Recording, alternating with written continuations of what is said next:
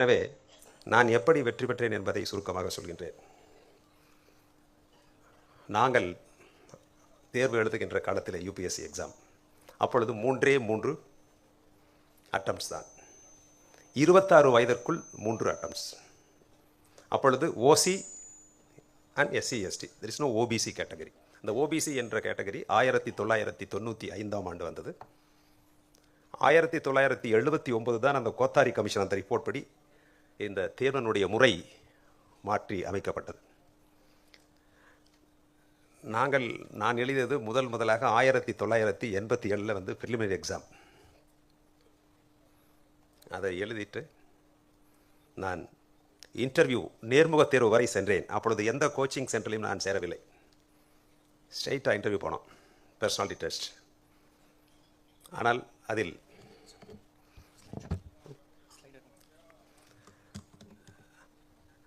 நேர்முக தேர்வுக்கு சென்றேன். அதுதான் என்னுடைய முதல் மற்றும் இறுதி அட்டம்ப்ட். 26 வயது முடிந்து விட்டது, எனக்கு வாய்ப்பே இல்லை என்ற ஒரு நிலை. அதோடு முடிந்து விட்டது. நானும் அதை பற்றி கவலைப்படவில்லை, இந்த தேர்விலே தோல்வி அடைந்து விட்டோம் என்று. அப்பொழுது வாஜிராம் ராவ் என்று இருந்தது பேர். அதற்கு பின்னாடி தான் வாஜிராம் ரவி என்று மாற்றினார். அவர் ராவ் அவர்கள் இவருடைய அருமை மாமனார் அவர்கள். வாஜிராம் ரவி. அப்பொழுது அந்த கோச்சிங் சென்டருக்கு நான் சென்றிருந்தால் அப்பொழுதே நான் வெற்றி பெற்றிருக்க முடியும். இப்படி 87ஆம் ஆண்டு என்னுடைய வாய்ப்பு நழுவிவிட்டது. அதற்கு பின் எந்த விதமான வாய்ப்பும் இல்லை என்ற ஒரு நிலை. டிஎன்பிசி எக்ஸாம் கூட எழுத முடியாத நிலைமை. ஏனென்று சொன்னால் அப்பொழுது professional courses MBBS, BSc agri, veterinary இவர்கள் எல்லாம் குரூப் 1 தேர்வு எழுதுவதற்கு தகுதி இல்லாதவர்கள். ஏன்னா அவங்க வந்து ப்ரொஃபஷனல் கோர்சஸ். கவர்மெண்ட் ஏற்கனவே இவர்களுக்கு நிறையா செலவழித்து படிக்க வைத்ததால் இவர்கள் வேறு தேர்வை எழுதக்கூடாது அப்படிங்கிற ஒரு கண்டிஷன். ஸோ அதை எதிர்த்து நான் வந்து நீதிமன்றத்திற்கு செல்லலாம் என்றிருந்த சமயத்தில் 1990ஆம் ஆண்டு 28 வயதாக உயர்த்தப்பட்டது. அப்பொழுது பாரத பிரதமர் மறைந்த மதிப்பிற்குரிய திரு விபி சிங் அவர்கள் 28 வயதாக்கினார். அப்பொழுது எனக்கு வயது 28 வயது 1 மாதம். அப்பொழுதும் வாய்ப்பு இல்லை என்ற ஒரு நிலைமை.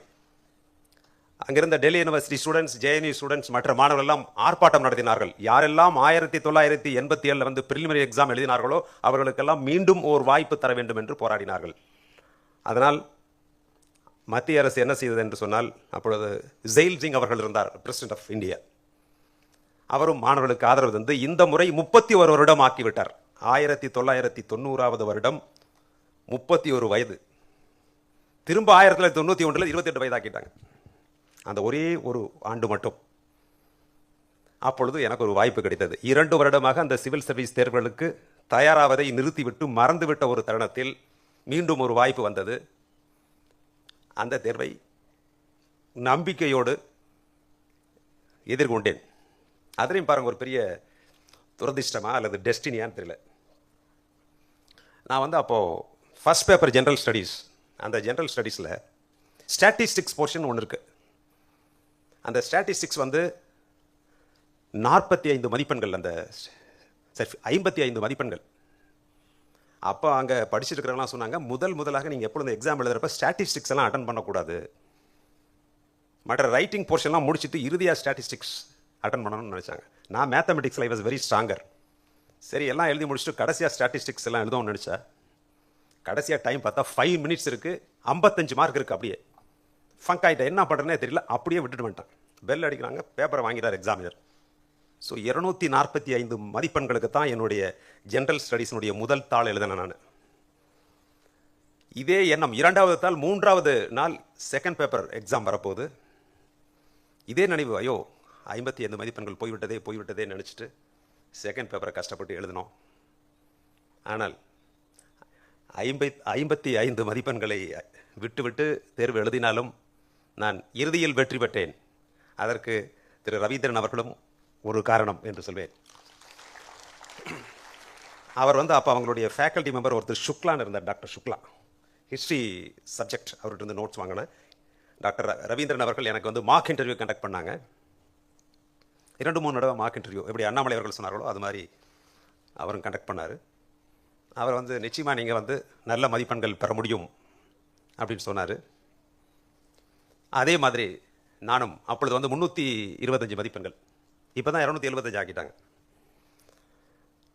நான் எடுத்தது வந்து சாதாரண தான். இன்டர்வியூவில் வந்து எனக்கு வந்து பெருசாக மதிப்பெண்கள் வரல, 150 தான் வந்துச்சு.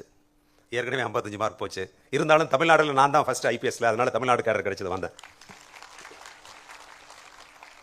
இது எதற்காக என்று சொன்னால், நிச்சயமாக நீங்கள் முனைப்போடு செயல்பட்டால், ஒரு நம்பிக்கையோடு செயல்பட்டால் இந்த எந்த தேர்விலும் வெற்றி பெற முடியும். அப்புறம் ஏற்கனவே அவர் மிஸ்டர் ரவீந்திரன் அவர்கள் சொல்லியது போல, இந்த தேர்வை படிப்பதே வந்து ஒரு மிகப்பெரிய வெற்றி. நீங்கள் வந்து சிவில் சர்வீசஸில் ஐஏஎஸ் வாங்குறீங்களா, ஐபிஎஸ் வாங்குறீங்களா, மீது இருக்கிற 17 சர்வீசஸ் கிடைக்குதா இல்லையா அப்படிங்கிறதுனால, அந்த எக்ஸாம் எழுதினாலே, எக்ஸாமுக்கு ப்ரிப்பேர் பண்ணனாலே உங்களுடைய பர்சனாலிட்டியில் ஒரு டிரான்ஸ்ஃபர்மேஷன் வருது அப்படின்னு சொன்னாங்களே, அது 100க்கு 100 உண்மை. வாழ்க்கையில் நீங்கள் எதையுமே எதிர்நோக்க முடியும், எந்த சவால்களையும் சந்திக்க முடியும். அப்புறம் இன்னொரு விஷயம், இப்போ அண்ணாமலை அவர்கள் பேசிட்டு போனார் இல்லையா, ஐபிஎஸ் அதிகாரிகள் அரசியல் கட்சியினுடைய தலைவராக வர முடியும். நீங்கள் சிவில் சர்வீஸ் தேர்தலில் போனீங்கன்னா மக்கள் பணியில் உங்களுக்கு ஒரு நிரந்தரமான வேலை கிடைக்குது, மக்கள் பணியிலையும் உங்களுடைய நேரத்தை செலவிடலாம். அதே நேரத்தில் ஒரு அரசியல் தலைவராகவும் ஆகி மக்களுக்கு பணியாற்ற முடியும் அப்படிங்கிறதுக்கு அண்ணாமலை அவர்கள் உதாரணம். ஆனால் அரசியல் தலைவர்கள் ஆகி பின்பு ஐபிஎஸ் ஆக முடியுமா? முடியாது. அதுபோன்று நீங்கள் தேர்விலே வெற்றி பெற முடியவில்லை என்று சொன்னால் நீங்கள் வாழ்க்கையிலே வெற்றி பெற்றீர்கள் என்று அர்த்தம். அதற்கு உதாரணமாக அமர்ந்திருப்பவர் திரு ரவீந்திரன் அவர்கள். நான் சொல்றேன், இந்த சிவில் சர்வீஸ் எக்ஸாம்ல தோத்தாலும் ஜெயிச்சாலும் நீங்கள் வெற்றி, உங்களுக்கு வெற்றி தான். அவர் வந்து இவ்வளவு பெரிய பாருங்க, சிவில் சர்வீஸ் தேர்வில் அவர் வெற்றி பெற முடியாத காரணத்தினால் ஆயிரக்கணக்கான மாணவர்களை இப்பொழுது வெற்றி பெற வைத்திருக்கின்றார். எனவே எப்பொழுதும் எங்கும் வெற்றி. இந்த எக்ஸாமை நீங்க வந்து ப்ரிப்பேர் பண்ண நினைச்சாலே உங்களுடைய வாழ்க்கை வெற்றி. அதனால முதல்ல இந்த எக்ஸாம்ல நம்ம வந்து ஜெயிக்க முடியாது, வெற்றி பெற முடியாது அப்படின்னு நினைக்கக்கூடாது. நம்பிக்கை. இப்போ அதே மாதிரி நிறைய விஷயங்கள் சொல்லியிருப்பாங்க, எப்படி இப்பெல்லாம் பேட்டர்ன் மாறிச்சுன்னு. ப்ரிலிமினரி எக்ஸாம் நாங்கள்லாம் எழுதுறப்ப ஆப்ஷனல் சப்ஜெக்ட் இருக்கும், அடுத்து ஜெனரல் ஸ்டடீஸ் 2 பேப்பர் இருந்துச்சு. இப்போவும் 2 பேப்பர் வச்சிருக்காங்க, ஜெனரல் ஸ்டடீஸ், சிசாட். இதில் CSAT is very very important. சிசாட்டில் 33% வாங்கினீங்கன்னா தான் அந்த ஜெனரல் ஸ்டடீஸ் பேப்பரே திருத்துவாங்க.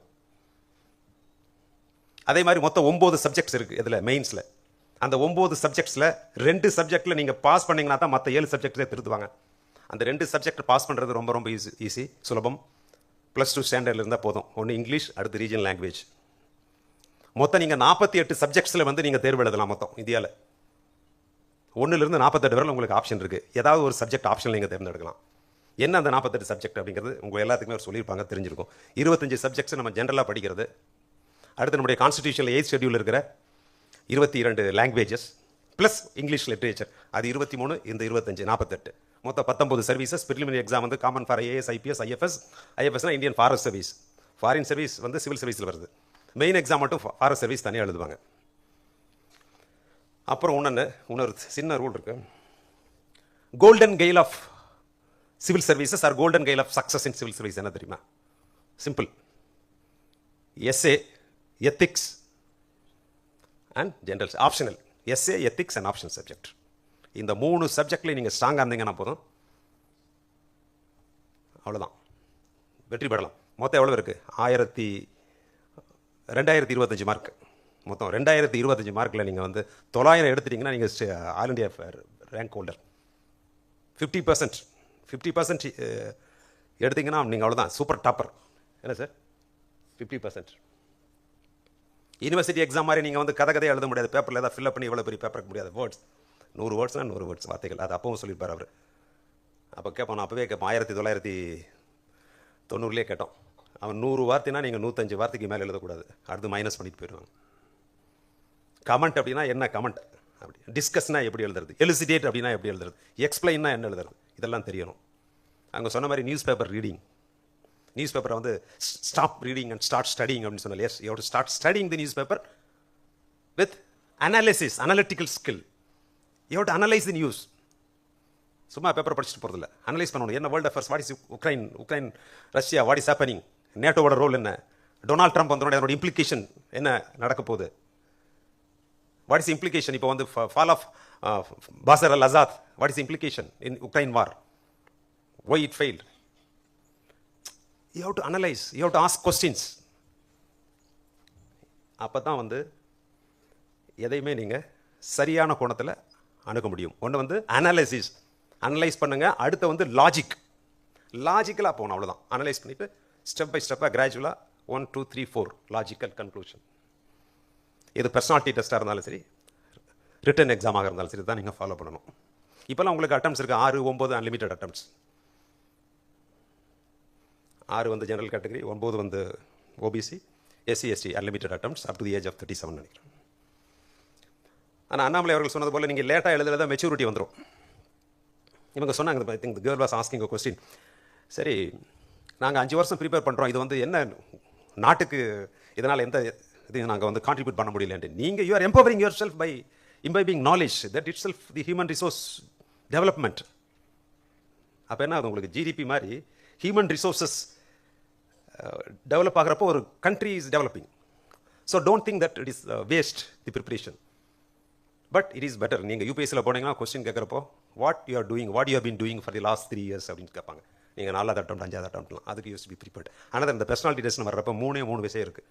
அது சின்ன விஷயம், அது இங்கிலீஷில் சொல்லுவாங்க கவுட்டவ் அப்படின்னு சொல்லுவாங்க. கவுட்டவ், வேஃப்லிங், ஃபிட்ஜெட் அப்படின்னு சொல்லுவாங்க. கவுட்டவ், வேஃப்லிங், ஃபிட்ஜெட்டிங் அப்படிங்கிற 3 விஷயம் இருக்குங்க.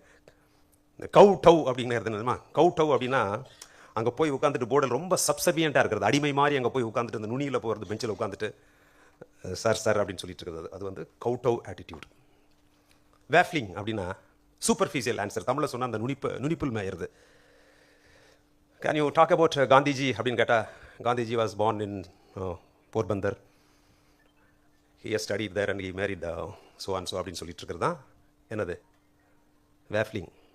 வேஃப்லிங்னா you have to go in depth, என்ன முக்கியமான பாயிண்ட்டோ அதை சொல்லணும், அனலிட்டிக்கலாக சொல்லணும்.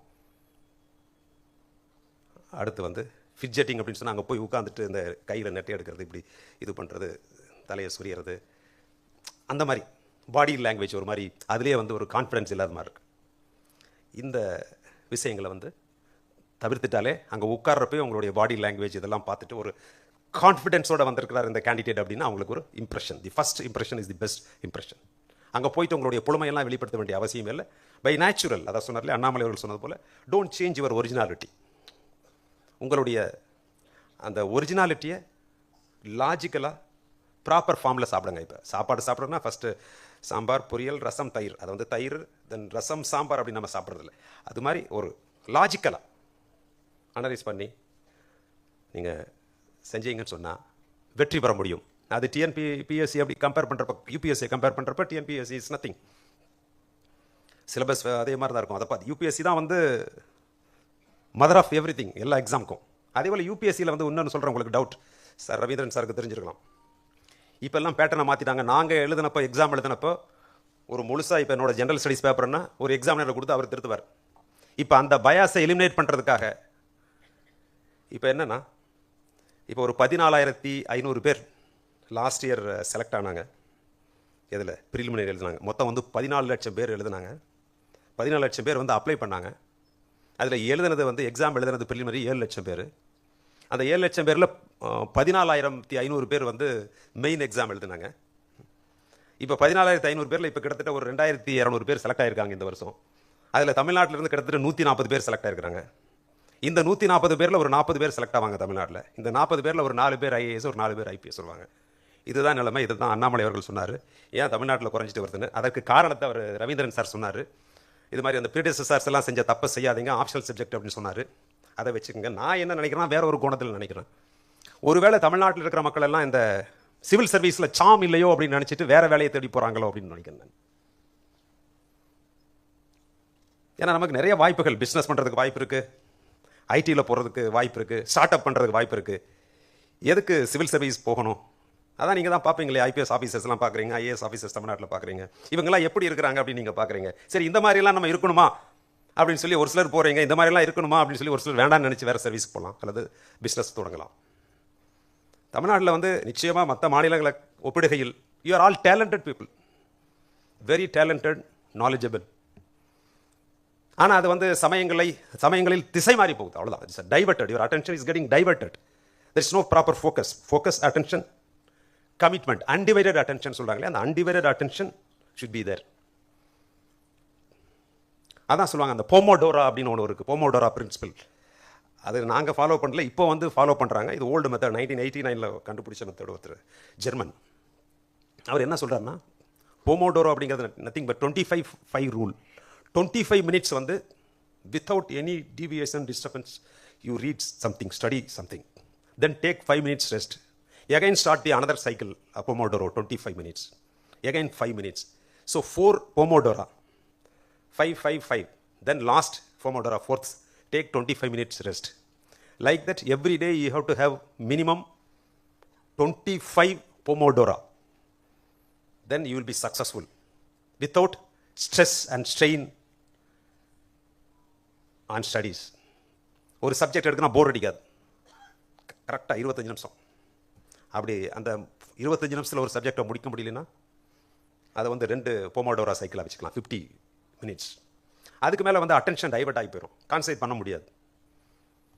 இந்த மாதிரி இதெல்லாம் ஃபாலோ பண்ணணும்.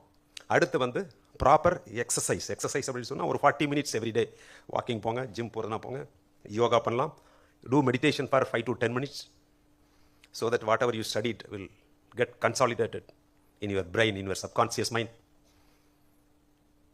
தெரியாத மாதிரி இருக்கும், எக்ஸாமில் போய் வந்த உடனே எழுத ஆரம்பிச்சிருவீங்க, பதில் வந்துடும். இந்த மெடிடேஷன்லாம் பண்ணி அதை வந்து நீங்கள் ரீகால் அப்படியே பண்ணிவிட்டு ரிப்பீட் பண்ணி படிச்சுட்டு இருக்கிறப்போ அது மனசில் போய் உங்களுக்கு உட்காந்துரும். இதை நீங்கள் செய்யணும். அதே மாதிரி இப்போ கோச்சிங் இன்ஸ்டிடியூட்டை வந்து வேணுமா வேண்டாமான்னு கேட்குறீங்க. இந்த நிகழ்ச்சியை வந்து தினமலரில் வந்து லக்ஷ்மிபதி, அவர் மிஸ்டர் சீனிவாசன் இவர்கள்லாம் வந்து சேர்ந்து மாணவர்களுக்கு பயன்படும் விதத்தில் வாஜிராம் அண்ட் ரவி அவர்களுடைய அந்த ஐஏஎஸ் கோச்சிங் சென்டர் மூலமாக நடத்திட்டு இருக்காங்க. நிச்சயமாக வந்து கோச்சிங் சென்டர் அப்படிங்கிறது வந்து ஒரு கைடன்ஸ். இப்போ நீங்களே கூகுள் மேப்பை போட்டுட்டு கூட போகலாம், அது சம்டைம்ஸ் எங்கேயாவது குழியில் கொண்டு போய் தள்ளிடும். இந்த மாதிரி கோச்சிங் சென்டர் மூலமாக போனீங்கன்னா உங்களுக்கு ஒரு ப்ராப்பராக கைடன்ஸ், ஒரு ஷேப் பண்ணுவாங்க இந்த மாதிரி அப்படின்ட்டு. உங்களுக்கே தெரியும் எந்த ஸ்டேஜில் போகலாம். ஒரு சில நீங்கள் ப்ரிலிமினரி போய் ஜாயின் பண்ணலாம், ஒரு சில மெயின்ஸுக்கு போய் ஜாயின் பண்ணிக்கலாம், அல்லது ப்ரிலிமினரி மெயின்ஸ் ரெண்டுமே வீட்லேயே உட்காந்து பண்ணிவிட்டு பர்சனாலிட்டி டெஸ்ட்டுக்கு போய் கைடன்ஸ் கேட்கலாம். நிச்சயமாக போய் ஒரு இடையாவது போய் ஒரு எனி கோச்சிங் சென்டர், உங்களுக்கு பிடிச்ச கோச்சிங் சென்டரில் எங்கே நல்லா டீச் பண்ணுறாங்க, எங்கே உங்களுக்கு நீங்கள் ஃபீல் பண்ணுறீங்க, உங்கள் கெமிஸ்ட்ரி உங்களுடைய வேவ் லென்த் அந்த கோச்சிங் சென்டர் ஒத்து போது, அங்கே போய் ஒரு கோச்சிங் எடுத்துகிட்டு அப்புறம் நீங்கள் ப்ரிப்பேர் பண்ணலாம். இது சுலபமான வழி. அதே மாதிரி இந்த மெட்டீரியல்ஸ் எல்லாம் இப்போ வந்து நாங்கள் படிக்கிறப்ப ஜவஹர் புக் டிப்போன்னு இருக்கும், அங்கே போய் புக்ஸ் வாங்கிட்டு வருவோம். அவர் ஹிஸ்ட்ரிக்கு வந்து சுக்லா எழுதி பெரிய நோட்ஸ் கிடக்கும், அதை எடுத்து வந்து படிப்போம்.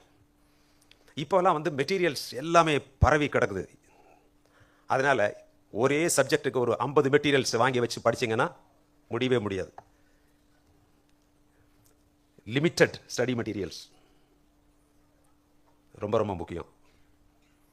கண்டதெல்லாம் படிக்கவே கூடாது. எடுத்துகிட்டு ஃபுல்லாக நெட்டில் ப்ரௌஸ் பண்ணுறது, அதே சப்ஜெக்ட் இன்னொரு டெக்ஸ்ட் புக்கை பார்க்குறது, இந்த கோச்சிங் சென்டர் புக்கை பார்க்குறது, அந்த கோச்சிங் சென்டர் பார்க்குறது, நோ. அவங்க சொன்ன மாதிரி இப்போ பேசிக்காக வந்து இன்ஃபார்மல் கோச்சிங்கில் ஸ்டார்ட் பண்ணுங்கள். இப்போ நீங்கள்லாம் டிகிரி முடிச்சுட்டு பிஜி பண்ணுற மாதிரிச்சுன்னா informal preparation, then formal preparation. அப்போ தான் வந்து you have to go to coaching centre. எனவே இங்கே இருக்கிற மாணவர் எல்லாமே வந்து பிரைட் ஸ்டூடெண்ட்ஸ். அதே போல் நீங்கள் பேரண்ட்ஸ் அந்த கொஞ்சம் பேர் வந்திருக்கீங்கன்னு நினைக்கிறேன். யூ ஷுட் சப்போர்ட் தம். நீங்கள் வந்து அவங்களுக்கு நிச்சயமாக ஒரு மோட்டிவேஷன். 2 இடம் அட்டன் பண்ணி முடியல, நீ எல்லாம் எதுக்கு தண்டச்சோறுலாம் திட்டக்கூடாது. மோட்டிவேட் பண்ணிக்கிட்டே இருங்க, மோட்டிவேட். அதே மாதிரி இப்போ வயசு 25 ஆச்சு உனக்கு கல்யாணம் பண்ணணும்னு சொல்லலாம் சொல்லக்கூடாது. Let them decide. உங்களுடைய சில்ட்ரன் வந்து அவர்களுடைய வாழ்க்கையை தீர்மானிக்க விடுங்கள். அவர்களுடைய நோக்கத்தில் நாம் தலையிடக்கூடாது. பெற்றோர்கள் அவங்கள மோட்டிவேட் பண்ணணும், எந்த லைனில் இன்ட்ரெஸ்ட் இருக்கோ அந்த லைனில். அதனால் ஏற்கனவே நான் சொன்ன மாதிரி உங்களுடைய இலக்கு என்ன அப்படிங்கிறது, ஐஏஎஸ் தேர்வு அல்லது அரசு பணி, அந்த இலக்கு, கோல், அப்ஜெக்டிவ், அதை செட் பண்ணிட்டீங்களா? அடுத்து இங்கே இருக்கிற ரவீந்திரன் சார், மற்ற கார்த்திகேயன், திரு அண்ணாமலை இவர்கள்லாம் சொல்லியது போன்று அவர்கள் சொல்லிய இலக்கணங்களை நீங்கள் வகுத்துக் கொள்ளுங்கள். இலக்கை நிர்ணயிங்கள், இலக்கணங்களை வகுத்துக் கொள்ளுங்கள். உங்களுடைய வெற்றி உங்களை தேடி வரும். எனவே இங்கே இருக்கின்ற அனைத்து மாணவர்களுக்கும் என்னுடைய வாழ்த்துக்களை தெரிவித்து வாய்ப்பிற்கு நன்றி கூறி விடைபெறுகின்றேன். வணக்கம். Thank you sir, thank you so much. கேள்வி பதில் நேரம். கைகளை உயர்த்துங்க, உங்ககிட்ட மைக் கொடுக்கப்படும். யார்கிட்ட கேள்வி கேட்கணும் அப்படிங்கிறத சொல்லி கேள்விகள் கேட்கலாம். we have 15 minutes time. So கேள்விகள் ரொம்ப பெருசாக இல்லாமல் ஷார்ட்டாக கிறிஸ்பாக முடிக்க பாருங்க. So please go with sir. Excuse me sir. Sir, mister Ravindran ஐயாவுக்கு என்னோட கொஸ்டின். இப்போலாம் பார்த்தா ப்ரிலிமினரி பாஸ் பண்ணுறதே ரொம்ப கஷ்டமாக இருக்குது. ஏன்னா என்சிஆர்டி புக்லேருந்து மட்டுமே கேட்க மாட்டாங்க, நியூஸ் பேப்பர் மட்டுமே கவர மாட்டேங்குது, சோர்ஸ் எங்கேருந்து எடுக்கிறாங்கன்னு கூட தெரிய மாட்டேங்குது. GS 1 ஆகட்டும், இல்லைனா GS 2ல சிசெட்டில் கூட சில பேராகிராஃப் கொஸ்டின்ஸ்லாம் என்ன மாதிரி ப்ரிப்பேர் பண்ணால் நம்ம கவர் பண்ண முடியும், என்ன மெட்டீரியலை ப்ராப்பராக பண்ண முடியுன்றது ஒரு சவாலாக இருக்குது சார். நாங்கள் இந்த நீங்கள் வந்து நிறைய டெஸ்ட் சீரீஸ் எழுதலாம், ஒரு 30-40 டெஸ்ட் எழுதலாம். The more the number of tests that you take, the greater the exposure you get over a large part of the syllabus. அதே மாதிரி வந்து previous year question papers UPSC இது பாஸ்ட் 10-15 இயர்ஸ் கொஷின் பேப்பர்ஸே ஆன்சர் பண்ணலாம். More over that இப்போலாம் வந்து cut off marks வந்து கொஞ்சம் குறைஞ்சிக்கிட்டே வருது. Out of 200 that if you get about 90 marks that you are able to qualify. So it's more of practice, more of gathering knowledge, wider material, source material coverage. These things will help you to cover the things. As I said earlier, about 60-65% of the questions in the prelim papers, they are based upon the newspaper coverage. So you cover one newspaper regularly on your own, and you get the current affairs materials like recitals, which are compilation of about 4-5 newspapers on a daily basis, which is done all throughout the year. So this is the way to cover the syllabus. Yeah. I want to ask Mr. Ravi, sir.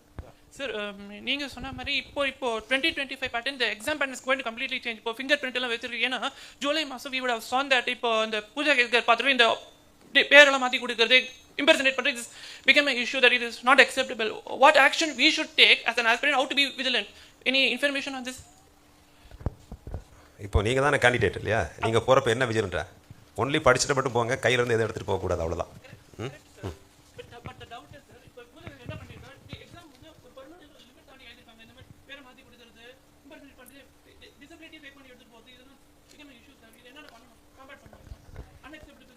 இல்லை, இதை பொறுத்தவரை உங்களுக்கு எந்த பிரச்சனையும் கிடையாது. இதில் UPSC தான் வந்து ஸ்டெப்ஸ் எடுக்கணும். அது already there initiating lot of steps, strict measures to prevent such mall practices.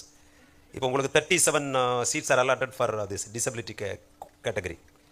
இது எல்லாமே ப்ரிவென்ட் பண்ணுறதுக்கு ஸ்ட்ரிஞ்சன்ட் மெடிக்கல் செக்அப் இதெல்லாமே they have insisted this time after that incident in Maharashtra.